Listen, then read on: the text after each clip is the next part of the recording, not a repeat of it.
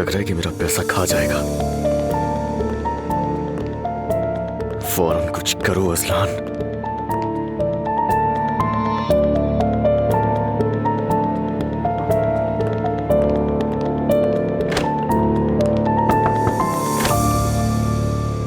आप बिजी तो नहीं हैं? आओ अजलान आओ, बैठो मेरे बच्चे। कैसे हैं आप? ठीक है? गुजारा चल रहा है, तुम कैसे हो? बस ठीक ही हूं। पता नहीं मैं सही हूं या इस सब का आदी बन चुका हूं। आपसे कुछ शेयर करना चाहता हूं मैं। बाबा से तो नहीं कर सकता, आप जानते हैं वो पहले ही कितने परेशान हैं। कहो क्या बात है? होटल बेच दिया ये तो आप जानते ही हैं। हाँ पता है। लेकिन इस सब के दरमियान और भी कुछ है जो आपको नहीं बताया, और वजह यह थी कि दुआ दुखी ना हो। रेहान साहब ने 1 रुपया भी नहीं दिया था। हद है असलान, तुमने पहले क्यों नहीं बताया बेटा?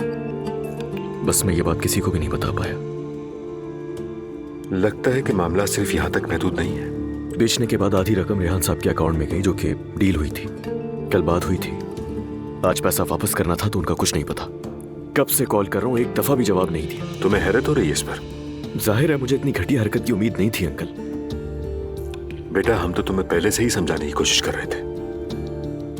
मैं जानता हूं अंकल, जानता हूं आप लोग बिल्कुल सही थे, लेकिन बताएं कि करूं क्या मैं अब? वो आदमी दुआ का बाप है। अगर दुआ का बाप ना होता तो उसे गर्दन से पकड़ के सारा पैसा निकाल लेता।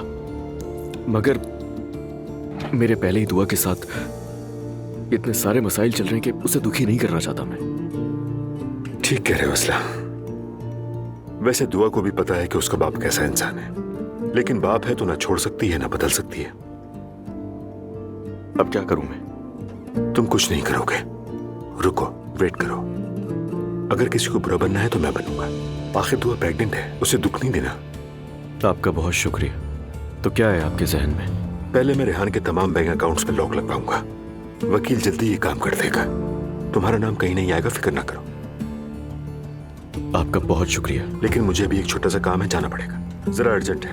रास्ते में वकील से मिलता हुआ जाऊंगा, परेशान ना होना, ठीक है? समझ गया मैं। अल्लाह हाफिज। अल्लाह हाफिज, ख्याल रखना।